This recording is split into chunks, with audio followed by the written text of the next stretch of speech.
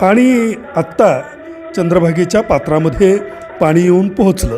आज आत्ता या आलेल्या पाण्याचं दर्शन झालं. परवा मी व्हिडिओ टाकला होता की चंद्रभागेचं पात्र पूर्ण कोरडं ठणठणीत पडलेलं आहे.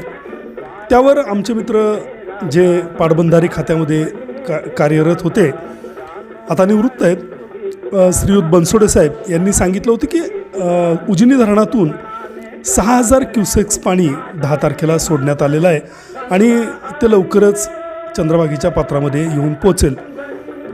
काल ते गुरसाळा बंधाऱ्यामध्ये आलेलं होतं आणि आता आज चंद्रभागेच्या मुख्य पात्रामध्ये हे पाणी येऊन पोचलं आहे.